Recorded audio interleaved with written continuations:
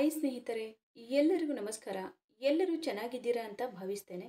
ಬನ್ನಿ ಇವತ್ತಿನ ಪ್ರೊಫೈಲ್ ಬಗ್ಗೆ ನೋಡೋಣ. ಇವರ ವೈಯಕ್ತಿಕ ಪರಿಚಯ ಬಂದು ಹೆಸರು ನಂದಿತಾ, ಊರು ಚಿಕ್ಕಮಗಳೂರು ತಾಲೂಕು, ವಯಸ್ಸು 30 ವರ್ಷ ತುಂಬಿದೆ, ಸ್ಥಿತಿ ಮದುವೆ ಆಗಿಲ್ಲ, ದೃಷ್ಟಿ ಜನ್ಮದಿಂದ ಅಂಧಳು, ವಿದ್ಯಾಭ್ಯಾಸ BA ಮಾಡಿದ್ದಾರೆ, ಕೆಲಸ ಸಂಗೀತ ತರಬೇತಿ, ಆಸ್ತಿ 12 ಎಕರೆ, ಕಾಫಿ ತೋಟ, 2 ಡೂಪ್ಲೆಕ್ಸ್ ಮನೆಗಳು, ಕುಟುಂಬ ತಂದೆ ತಾಯಿ ಪ್ರಖ್ಯಾತ ಉದ್ಯಮಿಗಳು. ಹಾಗೇನೆ ಸ್ನೇಹಿತರೆ, ಇವರ ಹತ್ತಿರ ಇರುವ ಮಹೀಂದ್ರಾ ಸ್ಕಾರ್ಪಿಯೋ ಕಾರಿನ ಬಗ್ಗೆನೂ ಫುಲ್ ರಿವ್ಯೂ ಕೊಟ್ಟಿದ್ದಾರೆ. ಇದರ ಬಗ್ಗೆನೂ ಸಂಪೂರ್ಣವಾದ ಡೀಟೇಲ್ಸ್ ಕೊಡ್ತಾ ಹೋಗ್ತೀನಿ, ಸ್ಕಿಪ್ ಮಾಡದೆ ಕೊನೆ ತನಕ ನೋಡಿ. ನಂದಿತಾಳ ಜೀವನ. ನಂದಿತಾ ಜನ್ಮದಿಂದಲೂ ಅಂಧಳು. ಬೆಂಗಳೂರಿನ ಅಂಧ ಮಕ್ಕಳ ಶಾಲೆಯಲ್ಲಿ ಶಿಕ್ಷಣ ಪಡೆದಳು.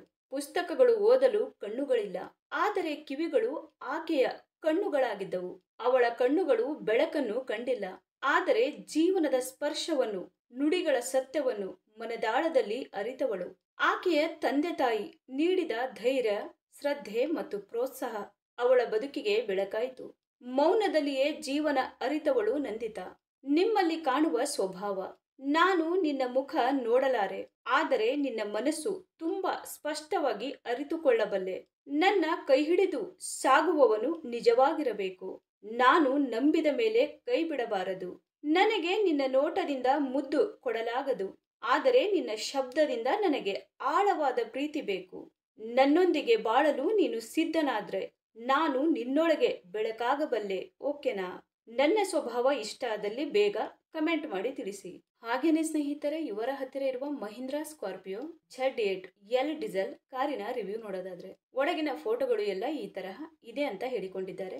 ಇದರ ಪ್ರೈಸ್ ಬಂದ್ಬಿಟ್ಟು 22,25,000 ಆಗಿರುತ್ತೆ. 2023ಯಲ್ಲಿ ಪರ್ಚೇಸ್ ಮಾಡಿರ್ತಾರೆ. 23,377 ಕಿಲೋಮೀಟರ್ ರನ್ನಿಂಗ್ ಆಗಿರುತ್ತೆ. ಮ್ಯಾನುಫ್ಯಾಕ್ಚರಿಂಗ್ ಇಯರ್ ಬಂದು ಜೂನ್ 2023 ಆಗಿರುತ್ತೆ. ಫ್ಯೂಲ್ ಟೈಪ್ ಬಂದು ಡೀಸೆಲ್ ಆಗಿರುತ್ತೆ. ಟ್ರಾನ್ಸ್ಮಿಷನ್ ಎಲ್ಲ ಕೂಡ ಆಟೋಮೆಟಿಕ್ ಆಗಿರುತ್ತೆ. ನಂಬರ್ ಆಫ್ ಓನರ್ ನೋಡೋದಾದ್ರೆ ಫಸ್ಟ್ ಓನರ್ ಆಗಿರ್ತಾರೆ.